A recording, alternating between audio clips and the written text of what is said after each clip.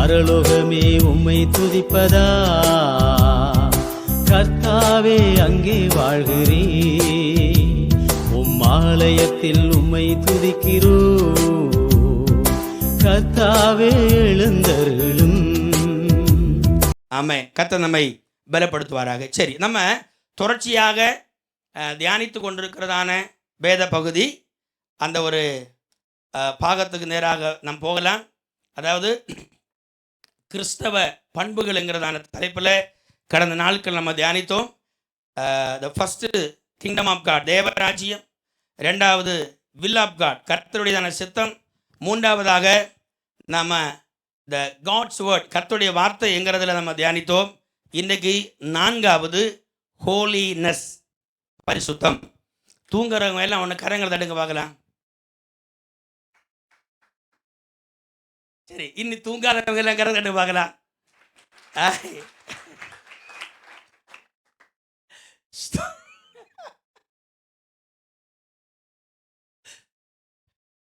ஸ்தோத்திரம். நான் உங்களை கஷ்டப்படுத்தலை, எனக்கு தெரியும். நீங்கள் டியூட்டியெல்லாம் முடிஞ்சு அல்லது நல்லா சாப்பிட்டு தூங்குற நேரத்தில் நம்ம உட்காந்து பேசிகிட்டு இருக்கிறோம். ஆனாலும் கர்த்தருடைய சமூகத்தில் இருக்கிறோம். கர்த்தர் உங்களை வார்த்தையினால் நிரப்புவாராக. ஸ்தோத்திரம். சரி, இதற்கு ஆதாரமாக ஒரு வசனத்தை வாசிக்கலாம். எபிரேயர் 12ஆம் அதிகாரம் அதோடைய 15வது வசனத்தை வாசிங்க பார்க்கலாம். ஒருவனும் தேவனுடைய கிருபை இழந்து போகாதபடிக்கு யாதொரு கசப்பான வேர் முளைத்தெழும்பி கலக்கம் உண்டாக்குகிறதுனால் அநேகர் தீட்டுப்பட்டு போகாதபடிக்கும், ஒருவனும் வேசிக்கள்ளனாகவும் ஒருவேளை போஜனத்துக்காக தன் சேஷ்டபுத்திர பாகத்தை விற்று போட்ட ஏசாவை போல சீர்கெட்டவனாகவும் இராதபடிக்கு எச்சரிக்கையா இருங்கள்.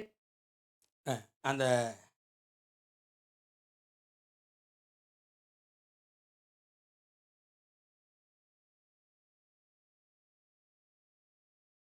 14 முதல் வாசி. 14ஆம் வாசி. யாவரோடும் சமாதானமாயிருக்கவும் பரிசுத்தம் உள்ளவர்களாயிருக்கவும் நாடுங்கள். பரிசுத்தம் இல்லாமல் ஒருவனும் கர்த்தரை தரிசிப்பதில்லையே. போதும். இன்னி ஒன்று கவனிங்க. நம்ம தேவனை நாம் தரிசிக்கணும். தேவனை நாம் தரிசிக்கணும். அவருக்கு ப்ரெசன்ஸில் நம்ம வரணும். ஆமென். பாருங்க, அவருக்கு ப்ரெசன்ஸில் நம்ம வரணும் அப்படின்னா அவருடையதான வார்த்தையின்படி நம்ம வாழணும். நம்ம கடந்த நாளில் அதை நம்ம தியானித்தோம். கர்த்தருடைய வசனத்தின்படி நம்ம வாழணும். அப்போது கர்த்தருடைய வசனத்தின்படி நம்ம வாழும் பொழுது நம்ம எங்கே வருகிறோம்? அவருடைய ப்ரெசன்ஸில் வருகிறோம். அவருடைய ப்ரெசன்ஸில் வருகிறோம். கரெக்டாக தேவ பிரசன்னம் நமக்கு எப்பொழுதும் தேவை. ரட்சிக்கப்பட்ட தேவ பிள்ளைகளாகிய நமக்கு அந்த தேவ பிரசன்னம் நமக்கு தேவை. என்ன அதுக்கு ப்ரெசன்ஸு? அவருக்கு சமூகம். ஓகே, பாருங்க, சங்கீதக்காரனாகிய தாவீது சொல்லுகிறார், நான் கர்த்தரை எனக்கு முன்பதாக நான் வைத்திருக்கிறேன், நான் ஒரு காலம் அசைக்கப்படுவதில்லை. அவரன் கண்மலையாக இருக்கிறார். காரணம் என்னன்னா, தன்னுடைய வாழ்க்கையில் 100% கர்த்தரையே நம்பி இருக்கிறது, ஆண்டவரை டிபெண்ட் பண்ணுறது. அப்படி நம்ம செய்யணும்னா நம்ம என்னதான் செய்யணும்? நம்ம இஷ்டத்தின்படி வாழ்ந்த முடியாது, அவருடைய வசனத்தின்படி வாழணும். ஆமென். அப்போது நமக்கு அந்த அந்த தேவ பிரசன்னம் நமக்கு வேணும்னா நமக்கு வேற எந்த மாற்றமும் இல்லை. அந்த கர்த்தருடைய வசனத்தின்படி நம்ம வாழ தான் செய்யணும். ஒரு வசனத்தை வாசிங்க. 1 கொரிந்தியர் 1ஆம் அதிகாரத்துக்கு 31ஆம் வசனம். 1 கொரிந்தியர் chapter 1 verse 31. குயிக்காடுங்க பார்க்கலாம். 1 கொரிந்தியர். ஆனால் நமக்கு ஞானமும் நீதியும் பரிசுத்தமும் மீட்புமானார். ஒன்று கூட படிங்க பார்க்கலாம்.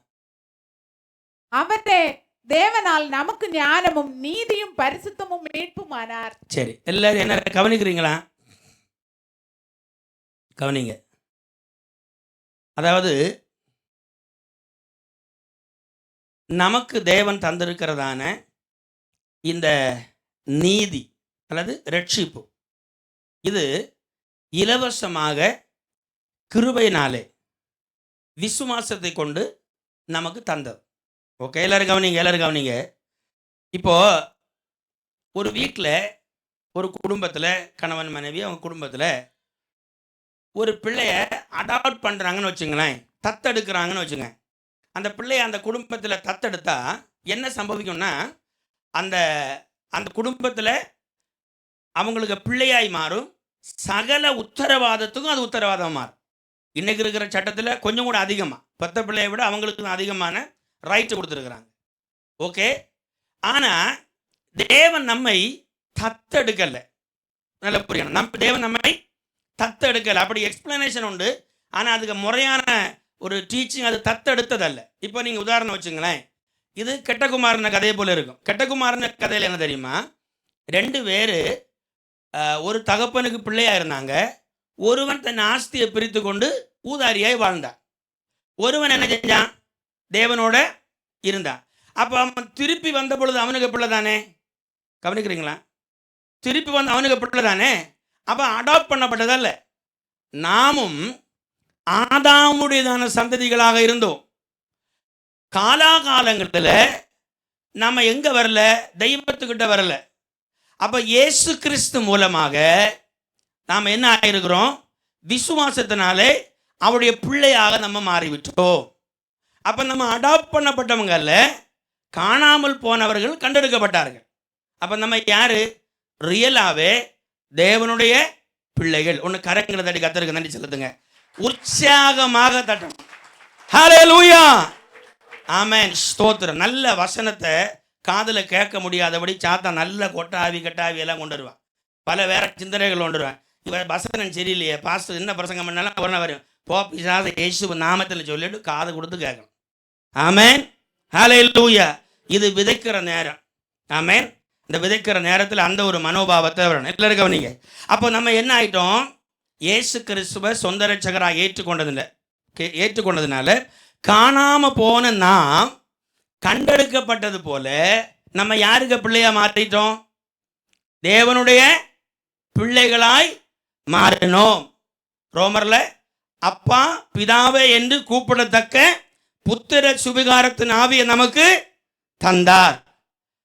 ஆமென், ஸ்தோத்திரம். அப்ப இந்த ரட்சிக்கப்பட்ட தேவ பிள்ளைகள், இயேசுவை விசுவாசிக்கிற தேவ பிள்ளைகள், இந்த வேத வசனத்தின் அடிப்படையில் நாம் அவருடைய பிள்ளைகளாக இருக்கிறோம். இனி இந்த வசனத்தில் என்ன சொல்ல தெரியுமா, அவரே எவரென கிறிஸ்து மூலமாக நமக்கு ஞானமும் நீதியும் பரிசுத்தமும் மீட்பும் ஆனார். இனி ஒன்று புரியுங்க. இப்போ நான் கேட்குறேன், பரிசுத்தம்னா என்ன? What is the meaning of the holiness? என்ன நீங்கள் எப்படி பேசுகிறீங்க? பொதுவாக நீங்கள் பேசுறதுன்னு இப்போ எங்கள்கிட்ட கேட்க மாட்டீங்கன்னு சொல்கிறீங்களா? என்ன பரிசுத்தம்னா என்ன, நீதினா என்ன? பாருங்க, பரிசுத்தம் என்பது, நீதி என்பது ஒரு ஸ்டாண்டர்ட். இப்போ நம்ம பிள்ளைங்க நமக்கு பிறந்திருக்கிறாங்க இல்லையா, சில பிள்ளைங்க எல்லாம் கொஞ்சம் பெருசானோடனே அவங்க சொல்கிறதுக்கு நம்ம செய்யலாம், நீ எனக்கு அம்மையே கிடையாது, நீங்கள் அப்பனே இல்லைம்பாங்க. ஓகே, அதனால் நம்ம அம்மா அப்பா எல்லாம் மாறும்போம் இல்லை இல்லையா? ஒன்ஸு இயேசு கிறிஸ்துவை சொந்த ரட்சகராக ஏற்றுக்கொண்ட பிற்பாடு நாம் அவருடைய பிள்ளைகளாக இருக்கிறோம். ஹல்லேலூயா. ஒன்ஸ் ஃபார் ஆல் தெய்வத்துக்கு பிள்ளைகளாய் மாறிவிட்டோம். ஆமென். அது நமக்கு ஸ்டாண்டர்டு, அதுக்கு ஸ்டாண்டர்டு. இனி ஹோலினஸ்ங்கிறது என்ன தெரியுமா? பரிசுத்தம் என்பது the condition of our life. நம்ம காலையில் எழும்பி நல்ல ஜெபம் பண்ணணும்னு ஒரு நாள் தோணும், இன்னொரு நாள் தோணும், எத்தனை ஜெபம் பண்ணி என்னதான் பிரயோஜனம், நமக்கு எல்லாம் நடக்குதா? அப்போ அந்த அன்னைக்குள்ள கண்டிஷன் எப்படி தெரியுமா? துஷ்டனை போல இருக்கும். ஆனால் யாருக்கு பிள்ளை தான். ஆமாம். அப்போ நீங்கள் பாருங்களேன், சம்டைமில் நம்ம எல்லாம் ரொம்ப சாந்தமாக பேசுவோம். எப்படி இருக்கீங்க பிரதர், நல்லா இருக்கிற, ஓ சிரிப்பை பார்த்தா பயங்கரமான புஞ்சிரிப்பு இருக்கும். நம்மள்ட்ட ஏதாவது குற்றம் கண்டுபிடிச்சிட்டாங்கன்னா அந்த அந்த அது அவங்களுக்கு ரிலேஷனை பொறுத்து. பொண்டாட்டினா எத்தனை வேணும் திட்டிடும், புருஷனா எத்தனை வேணும் திட்டிடும், மற்றவங்க ரெஸ்பெக்டாக திட்டுவாங்க. புரியுது இல்லையா? அப்போ டிஃப்ரெண்ட் ஆயிரும். இருந்தாலும் அந்த முகபாவம் எப்படி ஆயிரும், வேற லெவல் போயிடும் இல்லையா? அப்போ அந்த கண்டிஷன் எப்படி இருக்குது, நம்ம நாள் கொஞ்சம் சூடாக இருக்கு போல தெரியுதுன்னு சொல்லுவோம். திரும்ப என்ன ஆயிரும், ரிலேஷன் வந்துடும். அப்போ இது கண்டிஷன் ஆகும். இந்த ஹோலினஸ்ங்கிறது, பரிசுத்தம் என்பது நமக்கு ஒவ்வொரு நேரத்திலும் சில டைமில் மாறுபடும். இது பொதுவாக யாருக்கு மாறுபடும் தெரியுமா? பிள்ளைகளுக்கு. அதனால நீங்கள் குழந்தைகளாய் போய் இருக்கக்கூடாது. காலத்தை பார்த்தால் போதகராக இருக்க வேண்டியவங்க, போதகராக இருக்க வேண்டிய கருங்களேன். காலத்தை பார்த்தா ப்ரொஃபஸராக இருக்க வேண்டியவங்க. யாருக்கு? காலேஜ் படிக்கிற பிள்ளைகளுக்கு டீச் பண்ண வேண்டுங்களை பார்த்தா எல்கேஜி பிள்ளைகளை போல ஆக்ட் பண்ணுவாங்க. இப்போ தான் ஏபிசின்னு சொல்கிற மாதிரி இருப்பாங்க. ஆளு ஏஜ் என்ன, எக்ஸ்பீரியன்ஸ் என்ன, ப்ரொஃபஸர் காலேஜுக்கு கிளாஸ் எடுக்கிறவங்க, ஆனால் பிஹேவியரோ இப்போ தான் ஸ்கூலில் சேர்ந்தது மாதிரி. அப்போ நம்ம கிறிஸ்தவ வாழ்க்கையும் இந்த ஹோலினஸ்ங்கிறது இது போல வேரியேஷன் இருக்கலாம். ஆனால் ரட்சிக்கப்பட்டதான தேவ பிள்ளைகளாகிய நமக்கு, எல்லாரும் நீங்கள் ரட்சிக்கப்பட்டதான தேவ பிள்ளைகளாகிய நமக்கு ஆண்டவர் ஒரு எபிலிட்டி தந்திருக்கிறார். என்ன எபிலிட்டி தெரியுமா? எந்த பாவத்தையும் மேற்கொள்ளத்தக்கதான ஒரு கிரேஸை நமக்கு தந்திருக்கிறார். எந்த பிரச்சனைகளையும் மேற்கொள்ளத்தக்கதான ஒரு பலனை நமக்கு தந்திருக்கிறார். நீங்க இதை புரிஞ்சிடணும். ஆமென். ஒன்று புரியுங்க, நீங்க எவ்வளவு பெரிய கொடூரனா இருந்தாலும் நீங்க இயேசுவை விட்டு பின்வாங்கி போனா அது வேற, தீர்ந்துச்சு. இயேசு கிறிஸ்து சொந்த ரட்சகர் இல்லை நீங்க போனீங்கன்னா முடிஞ்சு போச்சு. டிஸ்கனெக்ட் பண்ணிடுவோம், பண்ணப்படுறோம் நம்மளாவே. அது அல்லாம இந்த உலகத்துல நீங்க செய்கிற எந்த கொடூரமான பாவமா இருந்தாலும் சரி, நீங்க பாவம் செய்ய நான் லைசன்ஸ் கொடுக்கல, இருந்தாலும் தெய்வத்துக்கு மன்னிக்க முடியாம இருக்க முடியாது. அல்லேலூயா. நீங்க எவ்வளவு பெரிய பாவியா இருந்தாலும் அவருக்கு மன்னிக்க முடியாத பாவம் உங்கள்கிட்டையும் மனுஷனிடையில். அதனால தான் இயேசு கிறிஸ்துவுக்கு பலியாக நமக்கு தந்திருக்கிறது. ஆடு மாடு அல்ல, நம்மை மீண்டெடுத்தது இயேசு கிறிஸ்துவுடையதான இரத்தத்தை விலை கரையமாய் கொடுத்து நம்மை மீண்டெடுத்தார். ஹல்லேலூயா. இந்த உலகத்தை சிருஷ்டித்ததான் அந்த தெய்வம் மனுஷனுக்காக இந்த உலகத்தில் இறங்கி வந்து மனித அவதாரம் எடுத்து தன்னை எவ்வளவு தாழ்த்த முடியுமோ அவ்வளவு தாழ்த்தினார்கள். இயேசு கிறிஸ்துவை குறித்து நீங்கள் படிக்கும் பொழுது மனுக்குலத்தின் பாவத்திற்காக தன்னை அவ்வளவுக்காக ஒப்பு கொடுத்தார். என்னத்தினால தெரியுமா? நம்ம எவ்வளவு வேல்யூ என்று அவருக்கு தான் தெரியும். நம்ம ஒருவேளை மனுஷனை பார்த்து சொல்ல நீ என்னடா அவனுக்கு என்ன இருக்குன்னு சொல்லுவோம், அது நம்முடைய அறிவு சார்ந்தது. ஆனால் தேவன் நம்மை பார்க்கும் பொழுது நாங்கள் ரொம்ப வேல்யூவாக இருந்ததுனால நம்ம கர்த்தர் மீண்டெடுத்தார். அதுதான் வசனம் சொல்லுகிறது, அவர் நமக்கு பரிசுத்தவும் மீட்புமானார். இப்போ நீங்க புரியணும், ரட்சிக்கப்பட்டு தேவ பிள்ளைகளாய் மாறியிருக்கிற நம்மை ஆண்டவர் மீண்டெடுத்து நீதியாக்கி நம்மை பரிசுத்தப்படுத்தி இருக்கிறார். த ஸ்டாண்டர்டா நம்ம என்ன வச்சிருக்கிறாரு? பரிசுத்தப்படுத்தி நம்மை வைத்திருக்கிறார். ஒன்று கூட கரங்களை தட்டி கர்த்தருக்கு நன்றி செலுத்துவோமா? நல்ல ஹல்லேலூயா. ஆமென். பாருங்க, இப்போ பைபிள்ல என்ன சொல்லுதுன்னா, அந்த அதுக்கு வேல்யூ நான் சொல்றேன்.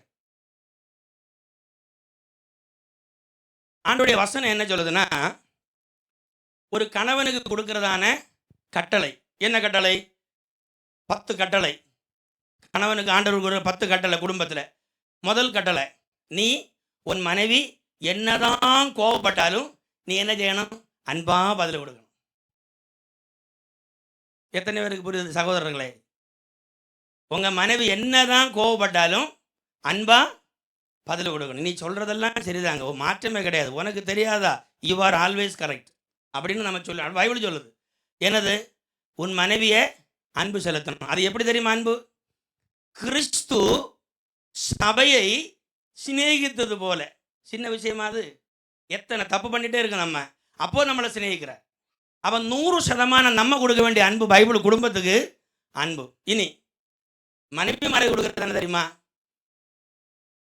எல்லாவற்றிலும் ஒன்றில் இல்லை, யாருக்கெல்லாம் தூக்கம் வருது இது சொல்லுமா? உங்களோட தூக்கம் வரும், கவனிங்க. எல்லாவற்றிலும் கீழ்ப்படிதலோடு அமைதியோடு கேட்கணும். புருஷன் என்ன சொல்ல வர, சும்மா நான் சொல்லட்டு நீங்க கேளுங்க, அதெல்லாம் நிறுத்திடணும். கீழ்ப்படியணும். நீங்க குடும்பத்தில் சமாதானம் இல்லைன்னா இதுதான் அதுக்கு அர்த்தம். நான் சொல்லி முடிச்ச பிறல்ல, இல்லை புருஷன் சொல்லி முடிச்ச பிறகு தான் நீங்கள் சொல்லணும். அப்போ கீழ்ப்படியணும். நம்ம என்ன? அன்பு செலுத்து. இது கணவன் மனைவி உறவு. இனி அப்பா அம்மா வருங்க பார்க்கலாம். எல்லாரும் புரியுங்க, கவனிச்சுடுங்க. அப்பா அம்மா உறவில் என்ன தெரியுமா? அவர்களை நம்ம என்ன செய்யணும்? எப்படி என்ன செய்யணும்? கனப்படுத்தணும். தூக்கி வைக்கிறது இல்லை. என்ன கனப்படுத்தினா என்ன அர்த்தம்? எனக்கு உங்களை எல்லாம் பார்க்கறதுக்கு நேரம் இல்லை, ஓல்டேஜ் ஹோமில் உட்காந்துடுங்க, வேணால் காசு கொடுக்க நான் சொல்கிறத காணும். அது என்ன வெஸ்டர்ன் காரி செஞ்சுட்டே இருக்கேன், நம்மளும் அடாப்ட் பண்ணியிருக்கிறோம். நான் வேண்டான்னு சொல்லலை, வேணும்னு சொல்லலை. இன்னைக்கு போகிற போக்க பார்த்தா நம்மள எத்தனை பேர் இருக்க போகணும்னு நமக்கு தெரியல. Anyway okay. ஆனால் பைபிள் என்ன சொல்ல தெரியுமா? அவங்கள நம்ம கனப்படுத்தணும், அவங்களுக்கு வேண்டிய காரியங்களை செய்யணும். நம்ம உடனே ஏன் பொண்டாட்டி பிள்ளை இருக்குது, எனக்கு முடியாது, இதெல்லாம் நடக்காது, நம்ம 1000 எக்ஸ்கியூஸ் பண்ணுவோம். ஆனால் கனப்படுத்தணும், அதுதான் கனம். நீங்கள் இப்படி ஒவ்வொன்றா பாருங்களேன். பிள்ளைகள் கீழ்ப்படியணும்.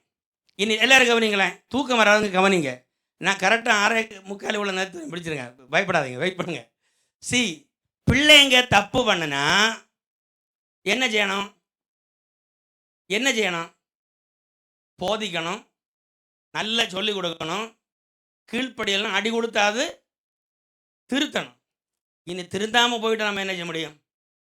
நம்ம ஊரில் டயலாக் விடுவாங்க, சொல்லி கொடு, இல்லை தள்ளி கொடு, சொல்லி கொடு, தள்ளிக்கடை, அப்படி மலையாளத்தில் டயலாக். அது அப்படி தானே? நான் நினைக்கிறேன் அப்படியும் விட்டுறக்கூடாது, திருத்தி தான் கொண்டு வரணும். ஏன்னா நம்ம கடமை இல்லையா, நம்ம அது செய்ய தான் செய்யணும். பாருங்கள், இது ஒரு ஃபேமிலி, இது சாதாரண ஒரு ப்ராசஸிங் அல்ல. அப்போ பாருங்கள், ஆண்டோடைய வசனத்துக்கு கீழ்ப்படிங்கிறது இதுதான். ஒன்று யோசிச்சு பாருங்களேன், நம்ம இப்படி கீழ்ப்படிய, இப்படி கொடுக்க, இப்படி செய்ய நம்ம ஆரம்பித்தால் நம்மளால் என்ன செய்ய முடியும்? ப்ராக்டிஸ் பண்ண முடியுமே. அந்த வசனத்துக்கு கீழ்ப்படுகிறதான அந்த பலனை தெய்வம் நமக்கு தந்திருக்கிறார். என்னால் முடியாதுன்னு சொன்னால் யூ ஆர் லயர். ஆமாம், தெரியலன்னு சொல்லணும், இல்லைன்னா பொய்ன்னு சொல்லிடணும். இல்லை எனக்கு நான் முடியாதுன்னா liar. They do mistake, it happens, but you can repent it. Amen. தேவனால் பிறந்தவன் பாவம் செய்யான், தேவனால் பிறந்தவன் பாவத்தில் நிலைத்திருக்க மாட்டான். அப்போ நமக்கு வெளியே வர முடியும். பாருங்க, அப்போ இந்த ஹோலினஸ்ங்கிறது நம்ம கர்த்தருடைய வசனத்தை கீழ்ப்படியும் பொழுது, செய்யும் பொழுது ஆட்டோமேட்டிக்கலாக நம்ம என்ன ஆகிறோம்னா பரிசுத்தமாகிறோம். அப்போ நம்ம இதை செய்யும்போது தேவனை தரிசிக்கிறோம், தேவ பிரசன்னம் உண்டாகிறது, தேவனுடைய ஞானம் நமக்கு உண்டாகிறது. பேசிக்கலாக ஸ்டாண்டர்டாக நம்ம ஆண்டோடைய பிள்ளைகள் தான். ஆனால் அனுதினமும் நம்முடைய வாழ்க்கையில் அக்கார்டிங் த ஸ்கிரிப்சரில் நம்ம என்ன செய்யணும்? பக்குவப்படுத்தி தான் ஆகணும், வேற வழியே கிடையாது. ஆமென். அப்பக்குவப்படுத்தி ஆகணும், வேற வழியே கிடையாது. அப்போ பாருங்க, நம்ம எதை செஞ்சாலும் அக்கார்டிங் த ஸ்கிரிப்சரில் நம்ம செய்ய வரும் பொழுது நமக்கு என்ன செய்ய முடியும்? ஜெயிக்க முடியும். சரி, அடுத்து 1 பேதுரு 2:16 வாசிங்க பார்க்கலாம். குயிக்கா. சுயாதீனம் உள்ளவர்களாயிருந்தும் உங்கள் சுயாதீனத்தை துர்குணத்திற்கு மூடலாக கொண்டிராமல் தேவனுக்கு அடிமைகளாயிருங்கள். போதும். அதாவது நம்ம சுதந்திரம் உள்ளவங்க தான், ஆனால் அந்த சுதந்திரத்தை என்ன செய்யக்கூடாது? துர்க்குணமாக நடத்திடக்கூடாது. துர்க்குணம் என்ன? என்ன ஆகும் துர்க்குணம்? சர்க்குணத்துக்கு நேர ஆப்போசிட்டானது துர்க்குணம். சர்க்குணம் என்ன? என்ன சொன்னாலும் மண்டா இருக்கிறது, அமைதியாக கேட்கறது, தன் பார்வைக்கு ஞானியாக இருக்கிறாங்கன்னு ஓடுறது, அப்படி தானே? அதுதாங்க சர்க்குணம். அந்த சர்க்குணத்துக்கு ஒரு வசனத்தை நான் காமிச்சேன், எடுங்க பார்க்கலாம். பிரசங்கியின் புஸ்தகம்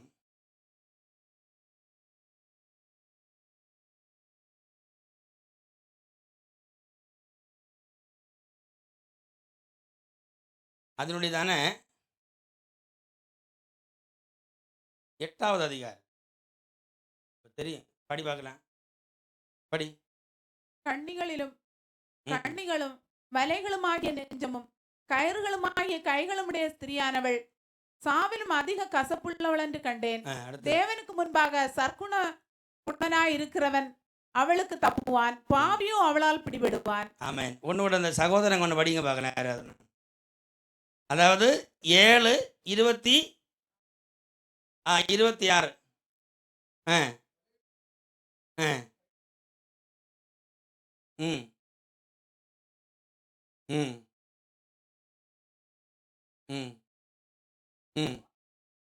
சரி, நீங்கள் இந்த வசனத்தில் ஃபீமேல் கேரக்டர் வந்தோன்னா பொண்டாட்டினோ அல்ல அக்கா தங்கச்சின்னு அம்மனை வந்துடக்கூடாது, ஃபீமேல் கேரக்டர் இருக்கும் பொழுது. அதே வகையில் நீதிமொழிகளிலையும் அதாவது பிரசங்கிலையும் ஃபீமேல் கேரக்டர் வரும். நீங்கள் மனுஷனை இந்த உலகத்தில் தெய்வம் சிருஷ்டித்தது ஆணும் பெண்ணுமாக சிருஷ்டத்துக்கு காரணமே ப்ரொடக்ஷனுக்காக, பிள்ளைகளை பெற்றெடுப்பதுக்காக. ஆனால் நம்ம எல்லாருக்குமே சேம் கேரக்டர் தான் இல்லையா? நீங்கள் இந்த இந்த இந்த வசனம் என்னென்னா, அதாவது கன்னிகளும் பட்டைகளும் ஆகிய ஸ்திரியானவள்னா பண்ண மட்டும் எடுத்துறாங்க கேரக்டர். நீங்க பாருங்க, சில நாட்கிட்ட நீங்க பேச போய் பாருங்க, நீங்க சொன்னா அப்படியே கண்ணியை வச்சிருப்பாங்க, போட்டுட்டே இருப்பணும், அப்படியே போட்டு தூக்கிடுவாங்க, நமக்கு வாயை அடைச்சிடணும், பேசவே முடியாது. நீங்க அவங்கள்ட்ட ஜெயிக்க முடியுமா?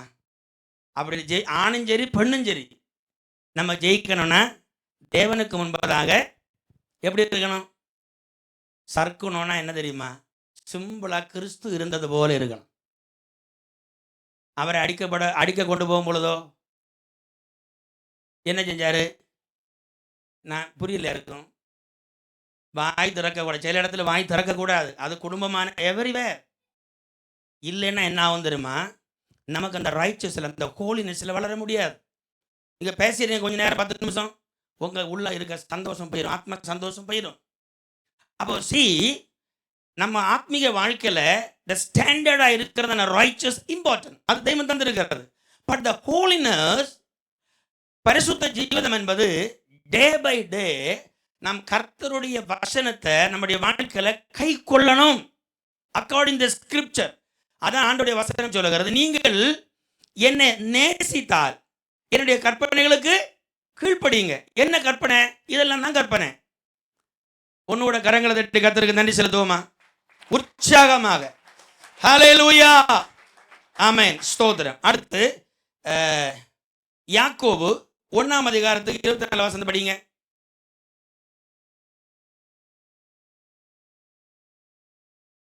இல்ல யாக்கோபு 1:24. அவன் தன்னைத்தானே பார்த்து அவிடமிட்டு 21 மைக்கில் படிங்க. ஆகையால் நீங்கள் எல்லாவித அழுக்கையும் கொடிய துர்க்குணத்தை ஒழித்துவிட்டு உங்கள் உள்ளத்தில் நாட்டப்பட்டதாயும் உங்கள் ஆத்துமாக்களை ரட்சிக்க வல்லமை உள்ளதாயும் இருக்கிற வசனத்தை சாந்தமாய் ஏற்றுக்கொள்ளுங்கள். அல்லாமலும் நீங்கள் உங்களை வஞ்சியாதபடிக்கு திருவசனத்தை கேட்கிறவர்களாய் மாத்திரமல்ல அதன்படி செய்கிறவர்களாயும் இருங்கள். ஆமென், ஸ்தோத்திரம். இங்க பாருங்க, நம்ம வசனத்தை கேட்கிறவர்களாக மட்டுமல்ல, நம்ம சும்மா வசனத்தை கேட்குறோம், நல்லா படிக்கிறோம். சில இடத்துல நீங்கள் பாருங்களேன், வீட்டில் தான் இது நடக்கும். அம்மா உட்காந்து பைபிள் படிச்சுட்டே இருக்கும், புள்ள வந்து கேட்கும், ஏதாவது ஒன்று கேட்க, சும்மா ஆயிராங்க படிக்கிறது. அது அடுத்து ஸ்தோத்திர ஆண்டவரேன்னு ஜெபம் இருக்கும். யாராவது எதை கேட்ப, இது வேற சனியே என்ன, அப்படி தானே சொல்கிறோம். சும்மா நான் ஜெபம் பண்ண விடு அப்படி நம்ம சொல்கிறோம். இதுக்கு பேர் ஜெபமா? இல்லை இதுக்கு பேர் பைபிள் தியானமா? நான் சொல்கிறேன், நம்ம எல்லாருக்கும் ஜீவிதத்தில் இப்படி நடக்கலாம். we have to change our life. நமக்கு பரிசுத்த ஜீவிதம் வேணுமா? பிரசன்ஸ் அனுபவிக்கணுமா? எத்தனை பேருக்கு புரியுது? தேவ பிரசன்னத்தில் நம்ம வாழ்க்கையை கொண்டு போகணுமா? நம்ம இதை செஞ்சுதான் ஆகணும். ஹல்லேலூயா, ஹல்லேலூயா. வேற வழியே இல்லை. இன்னும் வேற ஆண்டு வச்சிருப்பாரு. அதனால தான் ஆண்டவர் நம்ம சிநேகிக்கிற எப்படி தெரியுமா? நித்திய சிநேகத்தால் உன்னை நான் சிநேகிச்சேன். நம்ம என்ன, இந்த மனுஷன் இன்னும் நமக்கு தேவையில்லை, கட்டு. ஆனால் ஆண்டவர் அப்படி கிடையாது. நீ சாகிறது வரை உனக்கு நான் தருணம் தரேன், சாகிறது வரை தருணம் தரேன். அதான் யோபு சொன்னார். அவர் என்ன கொன்று போட்டார். அவர் சிக்ஷிக்கிறது அப்படிதான் இருக்கு. அது நல்ல சிக்ஷையா இருக்கும் இல்லையா? பயங்கர சிக்ஷை, அவருக்கு சிக்ஷை 2 மடங்கு ஆசீர்வாதம். இன்றைக்கும் பேசப்படுகிற யோபா மாறினா. ஹல்லேலூயா, ஹல்லேலூயா. அப்ப பாருங்க, நம்ம வசனத்தை கேட்கிறவர்களாய் மட்டுமல்ல, அதை நம்முடைய வாழ்க்கையில சாத்தியமாக்கணும். ஒன்று கரங்களை தட்டி கர்த்தருக்கு நன்றி செலுத்துவோமா? ஹல்லேலூயா, ஹல்லேலூயா. இனி எபிரேயர் 5ஆம் அதிகாரம் 3:12 வாசிக்க பார்க்கலாம். எபிரேயர் 3:12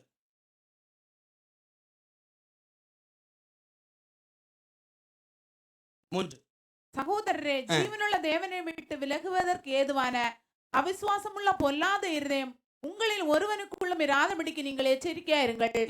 உங்களில் ஒருவனாகிலும் பாவத்தின் வஞ்சனையினாலே கடினப்பட்டு போகாதபடிக்கு இன்று என்னப்படும் அளவு நாடோறும் ஒருவருக்கு ஒருவர் புத்தி சொல்லுங்கள். நாம் ஆரம்பத்தில் கொண்ட நம்பிக்கையை முடிவறிந்த உரியதாய் பற்றி கொண்டிருப்போம் ஆகில் கிறிஸ்துவனிடத்தில் பங்குள்ளவர்களாய் இருப்போம். சரி, போதும், கவனிங்க. உங்களில் ஒருவனாகலும் பாவத்தின் வஞ்சனையினாலே கடினப்பட்டு போகாதபடிக்கு இன்று எனப்படும் அளவு நாடோறும் ஒருவருக்கொருவர் புத்தி சொல்லுங்கள். எல்லாரும் கவனிங்க. ஒன்று கரங்களை தட்டி கர்த்தருக்கு நன்றி செலுத்துவோமா? ஆமென், ஸ்தோத்திரம். நீங்க கவனிங்க, நம்ம யாராலும் ஒரு ஆள் பாவம் செஞ்சா, என்ன பாவம் இருக்கட்டுமே, என்ன மனுஷன் செய்யறதானே உலகம் செய்ய முடியும், உடனே நம்ம என்ன செஞ்சிடக்கூடாது தெரியுமா? இப்போ ஒரு ஆள் என்ன தப்பு பண்ணட்டுமே, அந்த தப்பு செஞ்ச ஆட்களை நான் கண்டேன் தெரியுமா, உங்களுக்கு தெரியாது, நான் நல்லா பார்த்தேன்னு சொல்லிட்டு மூணாவது ஒரு ஆள்கிட்ட சொல்லக்கூடாது. மூணாவது ஒரு ஆள்கிட்ட சொல்லக்கூடாது. கூடாது. நீங்கள் அப்படி சொன்னீங்கன்னா அவங்க பேர் தான் வஞ்சகர்கள்.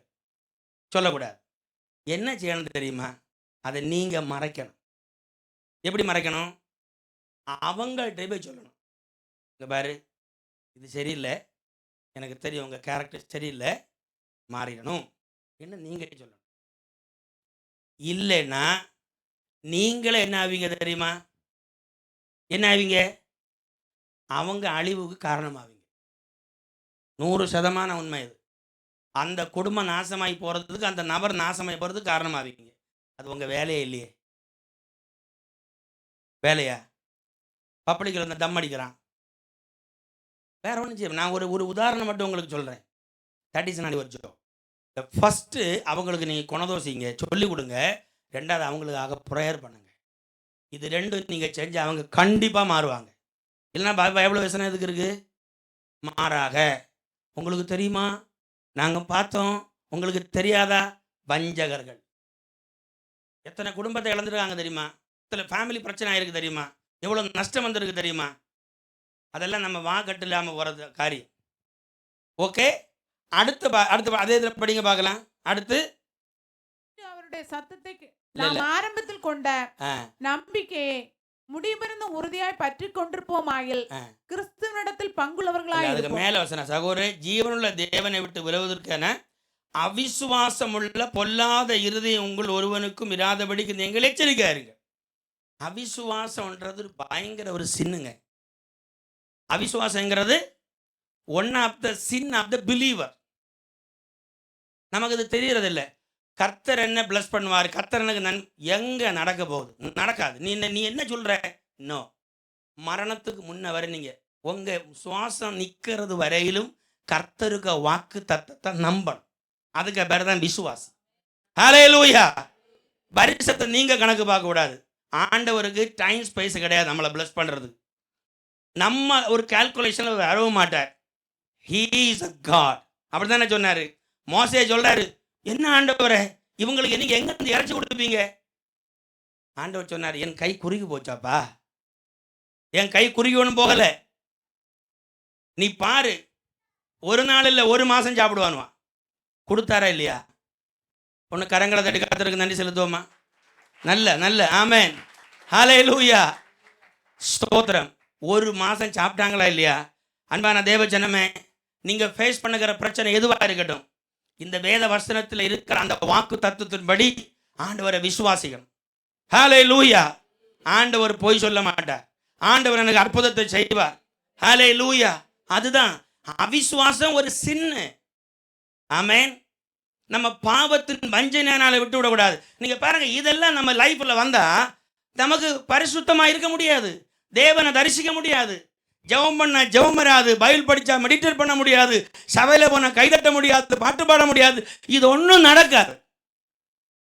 நம்ம நடமாடுகிற ஒரு என்ன சொல்றது, இந்த பாடி போய் அது போல இருக்கும். அதல்ல ஹோலினஸ். நமக்கு தேவைன்னா இதுதான் ஹோலினஸ். அல்லாம சபையில வந்து என்னமோ காட்டுறோம் கூட்டுறோம் எல்லாம் கிடையாது. எவ்ரி டே எவ்ரி மூமெண்ட் நம்ம கரெக்ட் பண்ணணும். ஒரு காரியம் செய்யறதுக்கு முன்ன அது ஆண்டவருக்கு பிரியமா, ஒரு காரியம் பேசுறதுக்கு முன்ன ஆண்டவருக்கு பிரியமா, இல்லைன்னா சொல்லக்கூடாது. நம்ம எல்லாம் ரிப்போர்ட்டர் கிடையாது, நம்ம ஒன்று நியூஸ் சேனல் வச்சது கிடையாது. ஆமென். அதே வகையில்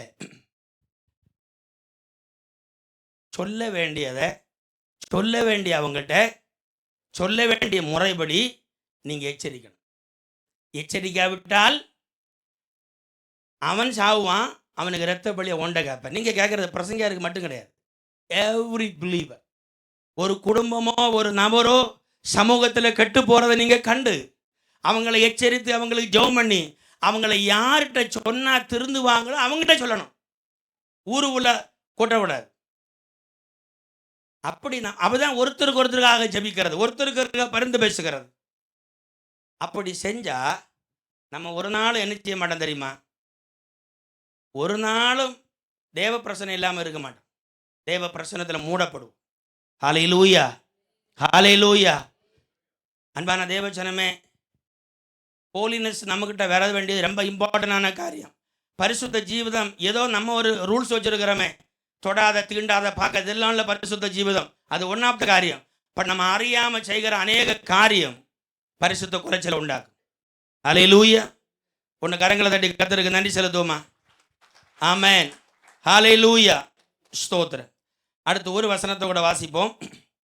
ரோமர் 8ஆம் அதிகாரத்திலிருந்து 29 வாசியும் பார்க்கலாம். பிடிச்சிடும்.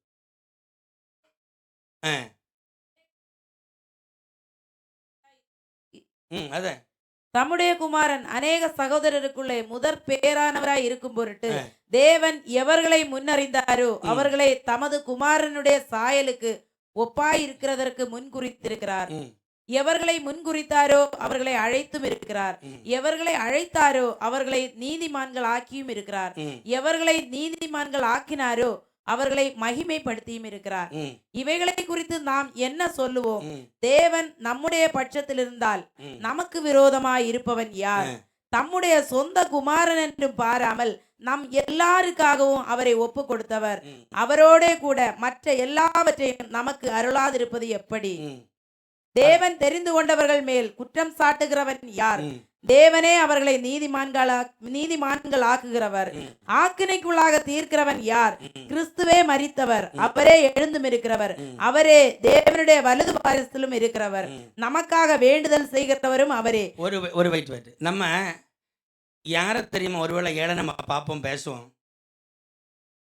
ஏன்னா யாரை பேசுறோம்னா ஆண்டவர் ஜெபிக்கிறார் பாருங்க, இயேசு பேசுறார், ஜெபிக்கிறார் பாருங்க, அவருக்கு விரோதமாக. நான் உதாரணம் மைக்கில் சொல்கிறேன். அவர் அதிகமாக நம்மளை வச்சுட்டா வர மாட்டேன். இப்போ மைக்கில் நான் ஒரு வேளை குற்றமாக பேசணும்னு வச்சுங்களேன், அவருக்காக ஆண்டவர் பேசிட்டு இருக்கிறாரு, ஜெபம் பண்ணுறாரு. பிதாவிடத்தில் பரிந்து பேசணும் இயேசு சொல்கிறாரு, நான் இவருக்கு விரோதம் என்ன? யாருக்கு விரோதம் வைக்கிறது? தேவனுக்கு விரோதம் வைக்கிறது இல்லையா? எவ்ரி டே சபையில் இல்லை, குடும்பத்தில், வேலை ஸ்தலத்தில், சமூகத்தில், எங்கேயுமே நம்ம ஒன்று புரியணும். தேவன் அவர்களுக்காக நியாயம் செய்கிறார். திக்கற்றவர்களுக்கும் விதவைகளுக்கும் நியாயம் செய்கிறவர் கர்த்தர். சமூகத்தில் அவங்களுக்காக பரிந்து பேச ஒரு ஆள் இல்லைன்னு வச்சுங்களேன், ஒரு ஆளு பேச ஆள் இல்லைன்னா அவங்கள 4 வார்த்தை திட்டத்துக்கு ரெடியாக இருக்கும். ஒருவேளை எதிர்த்து பேச மாட்டாங்கன்னு தெரிஞ்சுன்னா இனி கொஞ்சோட பேசிடுவாங்க. ஒன்று தெரியுமா? Danger, danger, very very danger. ஏழைகளுக்கும் விதவைகளுக்கும் நியாயம் செய்கிற கோர்ட்டில் அவர் நிற்பார். எப்படி நம்ம அடைஞ்சு போயிடும். ஆமென். ஏன் தெரியுமா நமக்கு ஹோலினஸ்ல வர முடியல? we simply speak about others. பரிசுத்த ஜீவிதம் நமக்கு தேவை. ஹல்லேலூயா. அந்த பரிசுத்த ஜீவிதம் நமக்கு வேணும். நம்ம நிறைய வசனம் எடுத்து டைமில் நிறுத்த போகிறேன். நம்ம நீதிமானம் இருக்கிறது 100% உண்மை. நம்மளை ஆண்டவர் பரிசுத்தமாக்கி வச்சிருக்கிறது 100% உண்மை. ஆனா ஏன் நமக்கு தெய்வத்தை தரிசிக்க முடியல?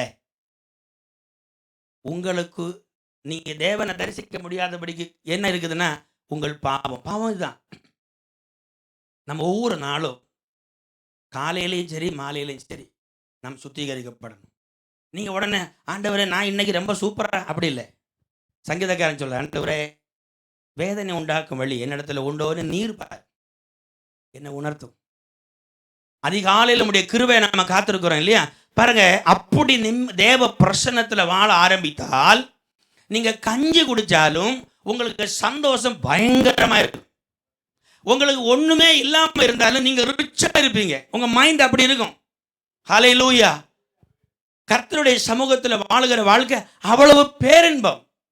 ஹல்லேலூயா. கிறிஸ்தவ வாழ்க்கை அப்படிப்பட்டது, கிறிஸ்தவ ஜீவிதம் அப்படிப்பட்டது. அதில் தான் சங்கீதக்காரன் தாவீது 4ஆம் சங்கீதம் சொல்ற, அவர்களுக்கு தானியமும் திராட்சரசமும் பெருகி வருகிற காலத்தின் சந்தோஷத்தை பார்க்கலாம். ஒரு பயங்கர happiness when you are correct yourself, follow the scripture, always obeying God's word. Amen. ஹல்லேலூயா. அதுக்கு அர்த்தம் பிரசங்கிக்கிறேன் நான் ரொம்ப பரிசுத்தம் நான் சொல்ல, we all do the same thing. எனக்கு பரிசுத்த ஆவியான உள்ளத்தில் அடிக்கடி சொல்லுகிற ஒரு காரியம், நான் யாராவது மூணாவது ஒரு ஆளை குறித்து பேசுவோம், ஆவியானவன்ட்ட சொல்லுவார், நீ மூணாவது ஆளுக குறித்து நல்லதை பேசு, அவங்களுக்கு தீமை எடுக்காத, அது உன் வேலை இல்லைப்பா. அவங்களுக்கு தீமை உனக்கு மன்னிக்க முடியுமா? உனக்கு முடியாது. அவங்க பாவத்தை உனக்கு கழுவ முடியுமா? முடியாது. இப்போ என்ன நீ செய்ய முடியும்? ஒன்றும் முடியாது. Don't speak about that, speak about good things. ஏது மடையன்ட்டையும் ஏது பாவிட்டையும் நல்லது இல்லையா? இயேசு விட்ட கொண்டு வந்தோடனே இயேசு என்ன சொன்னார்? அவளை மட்டும் கொண்டு வந்தேன், அவன் எங்கே போனான்? இதை பிடிச்சிருந்தான், அவனே பிடிச்சிடல, கண்டெடுக்கப்பட்டான், கண்ணுக்கு முன்ன தெரிஞ்சு, அவன் எங்கே போனான்? அவங்க அனல் இல்லை. அப்போ நீயே அநீதியை கொண்டு வந்திருக்கிற, எந்திட்ட நான் இவ்வளோ கல்லறியணுமா? புரியுதா? இல்லை கவனிக்கிறீங்களா? அப்போ அன்பான தேவ சொன்னமே, பரிசுத்த ஜீவிதத்தில் வளருவதற்கு, ஹோலினஸில் நம்ம வளருவதற்கு அனுதினமும் கர்த்தருடைய வசனத்தில் நம்ம நியாயம் செயல்பட்டு நம்ம நியாயம் தீர்க்கிறவர்களாக அல்ல, அநேகருடைய காயத்தை கட்டுகிறவர்களாக, ஒவ்வொரு நாளும் கேட்கிறவங்களாக மட்டுமல்ல, வசனத்தின்படி ஜீவிக்கிறவங்களாக இருக்கணும். ஒரு வார்த்தை நம்ம பேசும் பொழுது அது மற்றவங்களுக்கு காயப்படுத்துக்கிறதான பார்த்து பேசணும். ஆமென். அப்படி நம்முடைய ஆத்மீக ஜீவிதத்தை நம்ம கட்டுனா always we can see the face of God. ஹல்லேலூயா. எழுந்திருப்போமா, ஜெபம் பண்ணுவோம்.